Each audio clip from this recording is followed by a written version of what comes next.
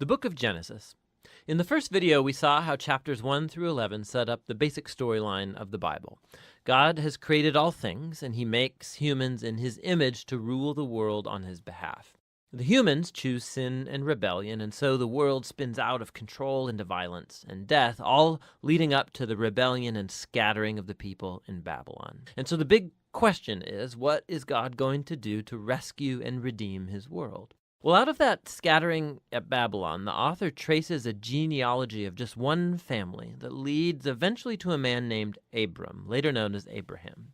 And God's promise to Abraham at the beginning of chapter 12 opens up a whole new movement in the story. God calls Abraham to leave his home and go to the land of Canaan, which God says will become his one day. And in that land, God promises to make Abraham into a great nation, to make his name great, and to bless him. Now, these promises are connected back to earlier parts of the book. So Babylon had arrogantly tried to make a great name for itself, and that didn't go over very well. But God, in his generosity, is going to bestow a great name on this no-name guy, Abraham. And God's blessing of Abraham echoes all the way back to that original blessing God gave humanity in the beginning. So the question is, why is God going to bless Abraham and his family? And the last line of God's promise makes this clear. So that all the families of the earth will find God's blessing in you. Now, this is key for understanding the whole rest of the biblical story. God's plan is to rescue and bless his rebellious world through Abraham's family. And this is why the whole rest of the Old Testament story is just going to focus on this one family, eventually called the people of Israel. This is also why Israel will later be called a kingdom of priests at Mount Sinai. God wants to use them to show all of the other nations what he's like. And ultimately, this is the promise that gets picked up by the later biblical prophets and poets who say that its fulfillment will come through Israel's messianic king, whose reign will bring justice and peace to all of the nations. Now, at this point of the story, none of that's clear. You just have to keep reading and watch the promise develop. And so the rest of the book focuses on Abraham and his family. First, Abraham himself, then his son Isaac, and then his son Jacob, and then Jacob's 12 sons. And the stories about each generation, they're united by two main themes. So first, each generation of Abraham's family is marked by repeated failure. They just keep making really bad decisions that mess up their lives and that put God's promise in jeopardy. However, God remains faithful to them. He keeps rescuing them from themselves and reaffirming his commitment to bless them and bless the nations through them despite their failings. So the Abraham stories. God had promised Abraham a huge family, but on two different occasions, he's afraid for his life because other men are attracted to his wife, and so he denies that he's even married to her, which creates, of course, all of these problems. And not only that, Abraham and his wife Sarah, they can't have children, and so Sarah arranges for Abraham to sleep with one of their servant girls, which also creates all of these problems in the family. But each time, God bails Abraham out. And in chapters 15 and 17, God even formalizes his promise to Abraham with an official commitment called a covenant. This is a classic scene. God invites Abraham to look up at the night stars and to count them. And he says, that's how numerous your family's going to be. And despite all of the odds, having no kids and no way to have any at the moment, Abraham looks up in the sky and simply trusts God's promise.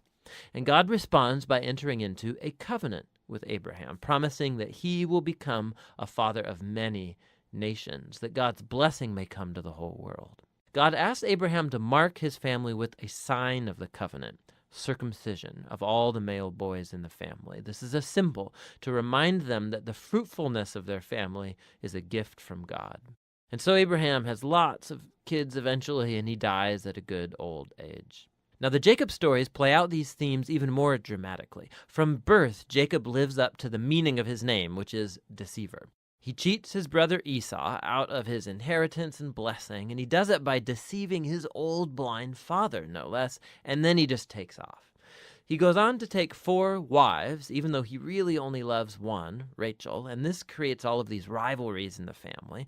The only thing that humbles Jacob is being deceived by his uncle Laban, who cheats him out of years of his life.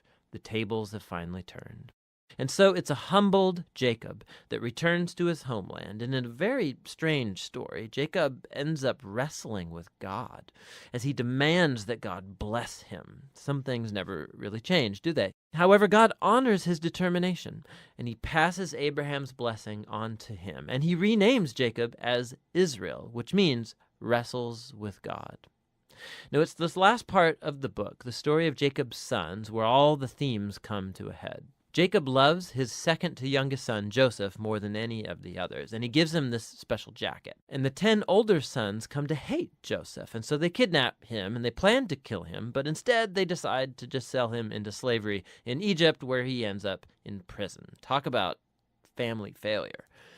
But God is with Joseph, and he orchestrates Joseph's release from prison, and Pharaoh ends up elevating Joseph to second in command over all of Egypt. And so Joseph saves the nation of Egypt during a famine. And he also ends up saving his brothers and his family from starving to death. And so once again, we can see the folly and the sin of Abraham's family is met with God's faithfulness, who subverts even the evil of the brothers into an occasion to save life. And this is actually what Joseph says right near the end of the book. He says to his brothers, "You all planned this for evil, but God planned it for good, to save many lives." Now, these words are strategically placed at the end of the book because they summarize not only the story of Joseph and his brothers, but the book as a whole. From Genesis 3 onward, humans keep acting selfishly and doing evil, but this God is not going to leave his world to its own devices. He remains faithful and determined to bless people despite their failures. You can see this especially in how that mysterious promise about the descendant of the woman gets developed throughout the book. So remember, Genesis 3, God promised that this wounded victor would come and crush the snake and defeat evil at its source. And the author then connects this promise directly to the line of Abraham. This is a part of how God's going to bring his blessing to the nations.